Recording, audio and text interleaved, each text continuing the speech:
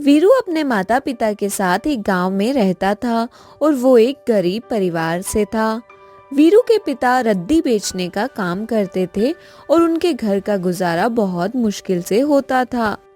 इस बात से घर वाले बहुत परेशान रहते थे।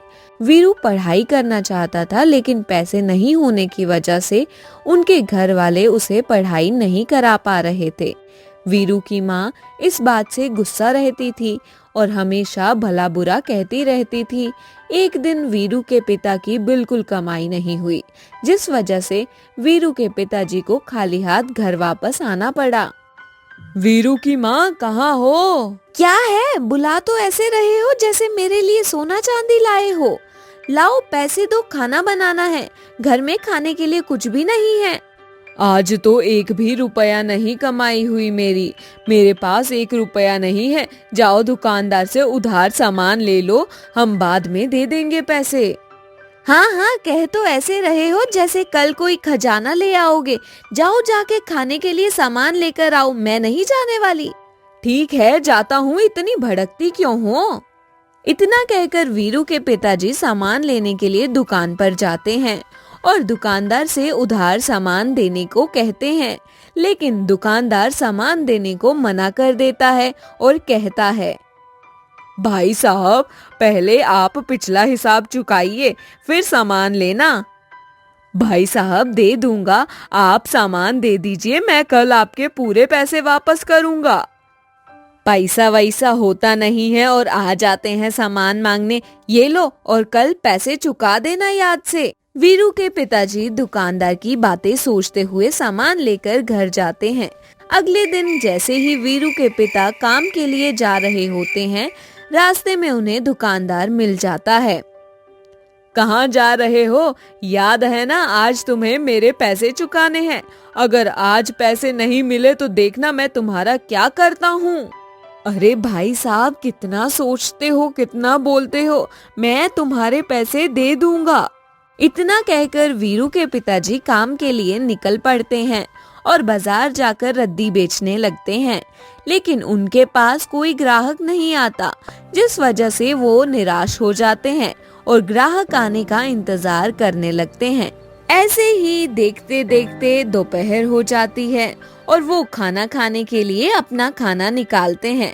खाना खाते खाते ही उनके पास एक लड़की आती है और कहती है, कुछ खाने को दे दो ना। बेटा, तुम कौन हो और ऐसे अकेले क्यों घूम रही हो, और तुम्हारे माता पिता कहाँ हैं? काका, मैं मेले में खो गई हूँ और मुझे मेरे घर वाले मिल नहीं रहे हैं। बेटा, चिंता मत करो, सब ठीक हो जाएगा। लो, ये लो, खाना खा लो, फिर मैं तुम्हें पुलिस स्टेशन लेकर चलूंगा, फिर पुलिस वाले तुम्हें घर तक छोड़ देंगे। वीरू के पिताजी के पास बहुत कम खाना था, लेकिन उन्होंने बिना कुछ सोचे समझे लड़की को अपना सारा खाना दिया और लड़की ने पूरा खाना खा लिया।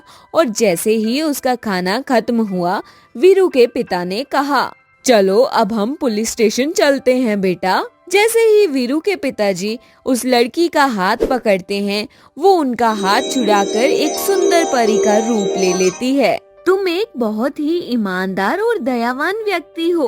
खुद भूखा रहकर तुमने मुझे खाना खिलाया और मेरी मदद करने की कोशिश की, जिसे देखकर मैं बहुत खुश हुई।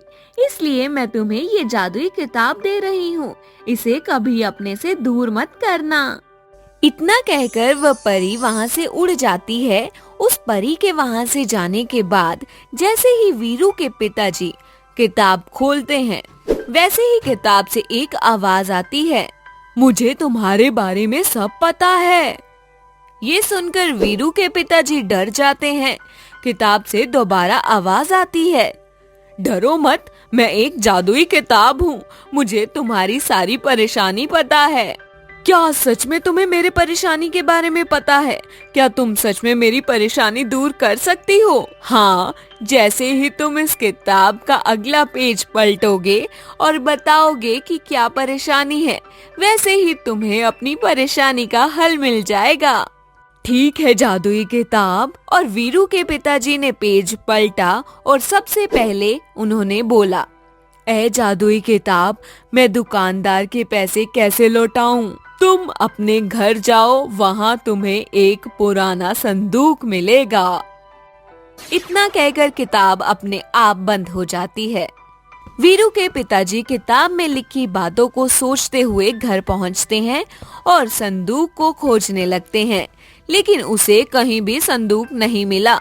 इतने में वीरू की माँ बोलती है, क्या हो गया है? पूरा घर फैला दिया है, क्या चाहिए तुम्हें? तुमने अपने घर में कहीं पुराना संदूक देखा है? पुराना संदूक? पुराना संदूक तो अपने यहाँ एक ही है जो तुम्हारी माँ का है। कहाँ है वो? देखो, वो रहा अलमारी पर। वीरू के पिताजी ने संदूक उतारा और उसे खोला तो देखा उसमें पैसे रखे हुए थे।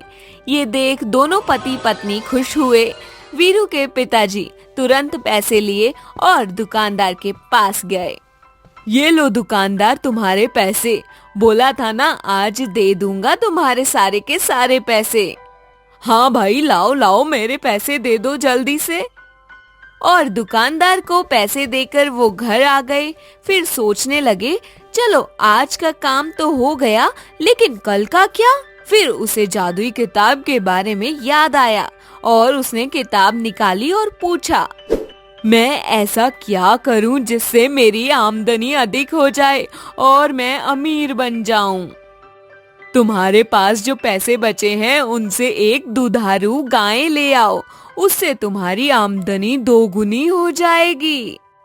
वीरू के पिताजी अगले ही दिन बाजार जाते हैं, गाय खरीद कर घर ले आते हैं और उसका दूध बाजार में बेचने लगते हैं और उनकी हालत पहले से ठीक हो जाती है और आमदनी भी अधिक हो जाती है और एक एक करके बहुत सारी गाय खरीद लेते हैं, जिससे वो अमीर भी हो जाते हैं।